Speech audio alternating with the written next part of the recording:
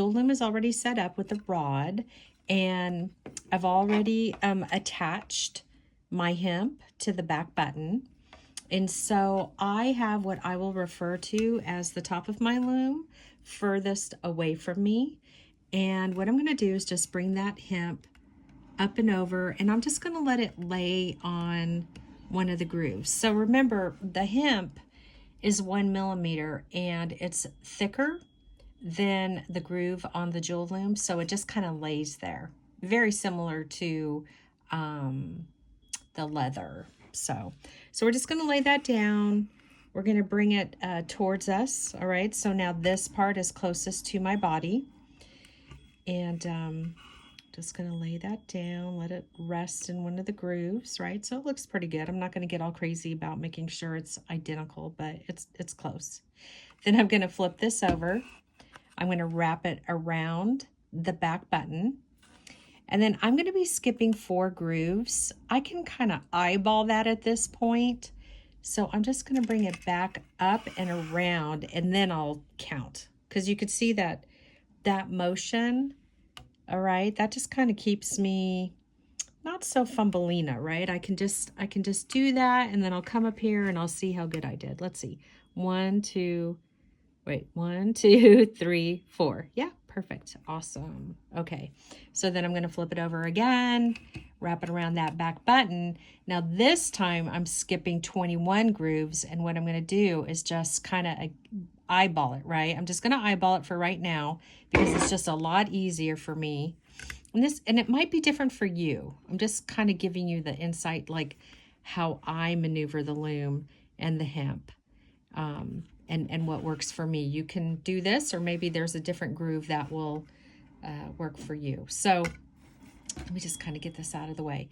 So I need to skip 21 grooves because when you are working with multiple sized beads, like we are in this project, you know, we've got, my goodness, we've got these long bugles that are 1 inch and a quarter. We have 6 millimeter square, 6 millimeter fire polish. We got pyramids. We have, oh my lands, we have the 4 millimeter fire polish, you know, just a variety of different types and sizes of beads. So we have to set up our warps accordingly, right? So we're going to take the longest bead, and that's our bugle, and we're going to lay it up. And that's how I figured out that we needed to skip 20. So I'm a little too far over. So I'm going to, yeah, is that going to work? Yeah. All right, awesome. And then I'm going to come back and count. But that's basically what you would do. I'm not too familiar with other beads. I mean, yeah, I have seen longer beads. So, you know, big guys, gosh, that would be super fun. My mind is like going. So you would just take the length of whatever your longest bead is if you were going to use multiples. So let's just go ahead and get that out of there. And then I'm just going to very carefully come back up, and let's count for giggles and see how good I did. 1, 2, 3, 4, 5, 6, 7, 8, 9, 10, 11, 12, 13, 14, 15, 16, 17, 18, 19, 20, 21.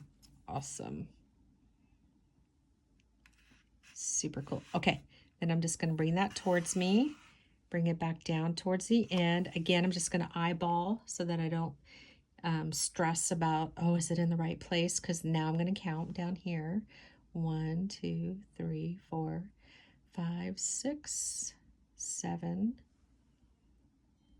8, 9, 10, 11, 12, 13, 14, 15, 16, 17, 18, 19, 20. So I just need to come over like a little bit here. Awesome. Perfect. Okay. And then I'm going to flip it over, come back around that back button. And once again, I'm just going to eyeball because I need to skip 4. You kind of, you know, when you start doing this a lot, you're like, oh yeah, that's 4. And then 1, 2, 3, 4. Awesome. Okay. So I'm just going to let it lay down. let's see here. 1, 2, 3, 4. Yeah, this is gonna scooch it over a little bit. Perfect. Okay. And then I'm going to bring it back around this back button.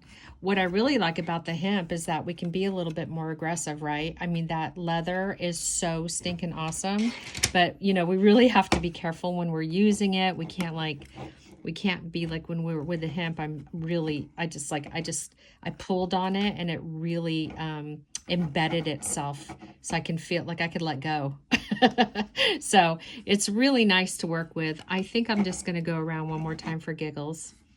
Okay, and then I'm going to, oh my lands, don't go anywhere. Guess who forgot her scissors? Okay.